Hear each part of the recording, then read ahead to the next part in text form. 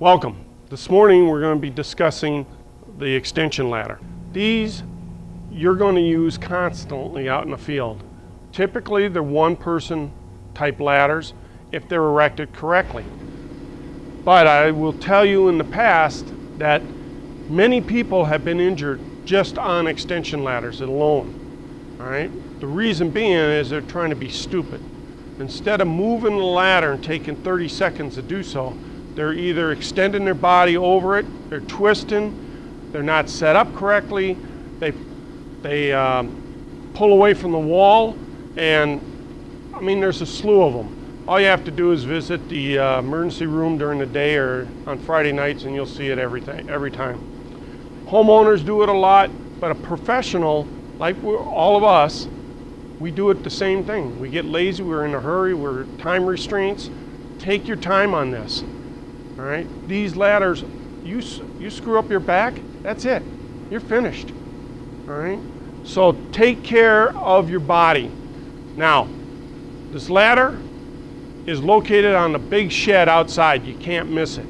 All right, it's hanging up. Be sure you put it back when you're done using it. But just like any other ladder, you're going to have to check it out and inspect it. All right, start just like anything else in life. Start at one end and go to the other, or vice versa. Don't start in the middle and start figuring out, well, I'll do this first, and then too complicated. We want to use the KISS method. All right, and if you don't know what the KISS method is, it's keep it simple, stupid.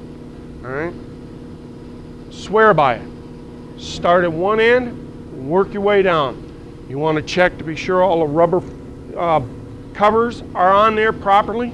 All right, nothing's cracked, especially in Arizona with the fiberglass. Always check it, because if it's on top of your truck or wherever it might be, it's going to have sun damage to it, and after a while it will deteriorate. All right, check your rungs. Check anything that's attached or should be attached. Check it. Walk yourself all the way down through it.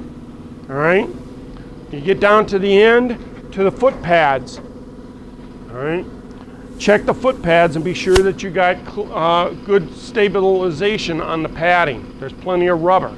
All right, also you notice that some ladders, not all ladders, but depending on the quality of ladder, will have a pointed shoe to it. Some of them also have a hole drilled through it where you can stake it down on the gravel or wherever it might be. All right, check those out, be sure that's all good to go. And then also check your rope, your pulleys. Be sure that they're all not frayed. Most of it is nylon. All right, out here in the Arizona desert, you probably will have to replace this at least once every 2 or 3 years. If you want no frayeds, take a MAP gas gun or a propane tank gun once you're finished and warm it up so it melts. All right, and then you don't have to worry about the freighting. All right, that's just a little trade secret. Now also, when you get the ladder, check it out to be sure that it's your quality, 1A, a 1 type ladder. We don't use anything less than 1. All right, 1A up to 350 or 300 pounds, excuse me. A 1 about 250. Now, you put my butt on that ladder along with my tools, and I need a 1A ladder, a 300 pounder. All right, but be sure that the ladder fits you. Now, the other thing that you want to do is you're not going to sit there and use a studly manner and pick this ladder up and throw it around. You might, but you're only going to do that for so long. All right, find the center of that ladder, the balance point. All right, keep your back straight, your knees bent, and pick it up so that you know where the balance point is. If I come down here, well, I know I'm not in the center. All right, and it depends on the length of the ladder. So when you go to get it up off the wall, pick it up straight, walk away, and be able to carry it comfortably. All right, set it back down, bend with the knees. I know it looks stupid, but your back is going to last a lot longer. All right, the next thing that you want to do is lay the ladder down on its end. All right, you notice that my feet, all right, are pointing towards the building. All right, now I'm a little guy. You can do this up to a 32-foot ladder. Now I'm telling you, I've seen some stupid people do some stupid things with ladders. Matter of fact, about 4 years ago back here, I saw four gentlemen over at the Tucson Inn actually take two 32-foot ladders, fully extended, tie it together with a piece of rope, and erect it on so that they could get to the palm trees at the very top. All right, now, you know, you figure it out. All right, when you go raise this, get right down to the end of it, all right? Because some of these ladders are very heavy, all right? Lift it up, all right? Stand up, and you walk it right up, all right? Now you notice my feet are on the ground here. The arrows are pointing towards the building. Now remember in your reading of your text, you learned that, let's say this is a 16-foot ladder, which it is, fully extended, all right? How far away from the building do I need to be? I need to be 1/4 of the distance, or 4 feet. Now that's just a rule of thumb. That's not something locked in concrete. You don't have to take out a tape measure or anything else. Just use a little common sense. Lift it up, walk it away to where you think 4 feet is. All right? Now you notice I'm doing this. When I move it, I'm always in front of it. If I'm holding it, I'm on the side. Now, I've checked everything, and my feet are all engaged. The locking lever is in place. Now what I want to do is I want to erect it. Now you notice that it's tied.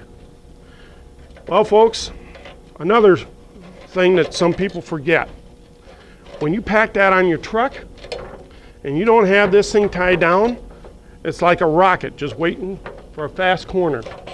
All right? I've been around Tucson, been around the military watching people, and there never fails, at least once a year, I will find a ladder, parts of it, laying out in the middle of Tucson's road somewhere. All right? Now, you don't have to get all elaborate with tying it down. Just tie it and secure it so that the two parts don't separate. Typically, most guys will strap it down on their truck. That's just an extra means. And of course, you're going to have a good chain and a lock, all right? Otherwise, it's going to find a new home. And these run anywhere from $300 to $400. So it's not a cheap toy, all right? Now, you notice that when I did my inspection, I looked at everything and be sure that everything was working, and it was. A nice way to do this is you stand in the middle of this, knees slightly bent, back straight. And what I'm doing is I'm going to use the pulling and pushing apparatus of this ladder to help me do my job. So I'm grabbing it with one hand, and you notice I have my gloves and glasses on, but I'm going to grab it with one hand, and then up on top, I'm going to wrap my hand around the rope in the back. All right? Now, as I do this, one arm is going to be pulling down while the other arm is pushing it up. All right? I keep the ladder level by doing it equal pressure. All right? If I overcompensate, the ladder's going to go one way or the other.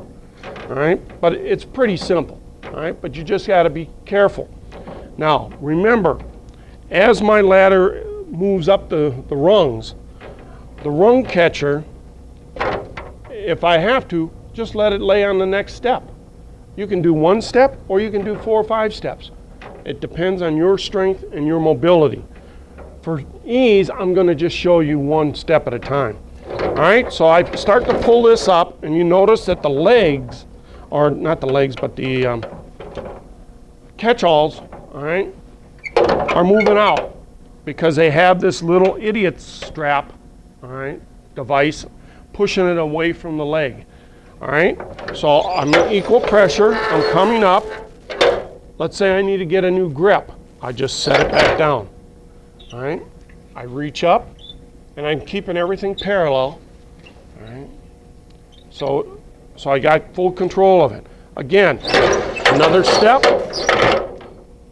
Now my ladder's going up and I'm not waving all over the place.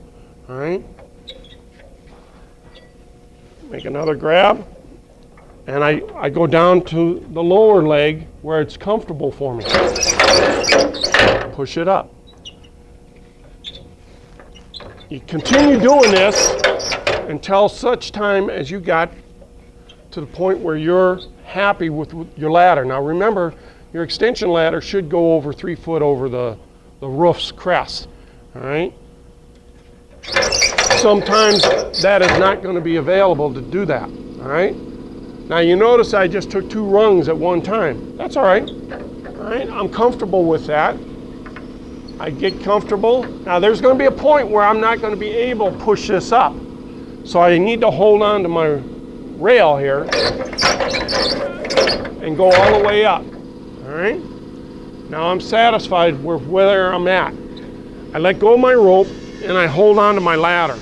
All right. I come around.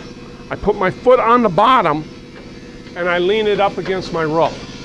Make final adjustments. All right, so I know that I'm safe. All right, I still don't think I'm far enough away from this wall. Lift it up, pull it back. All right, then I take my rope again and without getting all crazy, just put a little slip knot in there. So just in case something breaks up here, it'll give you a little bit more of a security moment before you can jump off this thing. All right? Always keep your fingers clear. Now, you're going, well, I don't have a tape measure. I'm not really sure if it's where I want it. All I have to do is come up, put my feet at the bottom of the foot pegs, put my arm directly out in front of me. When I do that, if I make a 90-degree angle, the ladder is more than likely in the proper position. Again, that's only, you know, a nice thing to know. But with tools, depending on if you got a backpack or you're carrying a compressor or electric motors or whatever it is, your tools, refrigerant cans, that's going to offset, so you're going to have to check it. So I checked my ladder, everything is good, I got 90-degree angle. Now all I have to do is come up and start climbing. One leg at a time. Remember that 3-point contact that they're talking about? All right, every time I always have 3 points of contact. My foot, this hand, 3 points. All right, again. All right, and you keep going. Now, if you feel like you're coming up and this is bouncing away, you got to pull that out more. All right.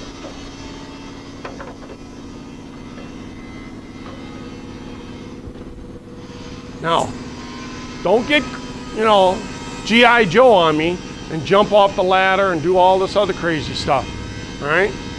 Eventually, you're going to get caught at it, and it's going to twist an ankle, break something. When you're done, and we want you to climb all the way to the top of the ladder, all right?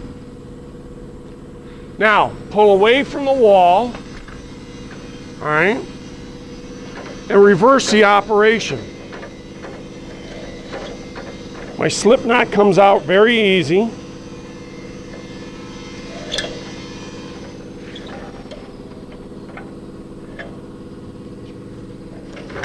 Whoa. All right. Let's try that again. All right. The slip knot comes out pretty easy. All right. Get it all untangled. Keep your hands, as you know, you still have to maintain stabilization, but just be careful. Now, what I have to be careful of is because I can't reach up here, all right? So I have to pull it up a little bit, holding onto my ladder until my flippers get past that leg. Now it's going to allow me to the rope to slide through my hand until such time as I can grab this safely. I'm just allowing the ladder rope to slide through my hand as I grab a hold of the legs or the rungs on this. All right, just slide it through. Keep a guide on it. Then when you get to the bottom, pull up so it locks, the leg locks back into the rung. Again, secure the rope. And because it is the training facility, don't sit there and try it into 6 different knots. All right. Again, move back to the front, walk it down. All right. Bend at the knees. I'm going to tell you it's going to last you a lot longer. All right. Again, find the center, pick it up, and then again, find the center of the equipment and lift up with your legs. All right. If you have any questions, ask, and be sure that somebody is out here when you're ready to lift the ladder after you've inspected it and take it down. All right. Be safe. Thank you.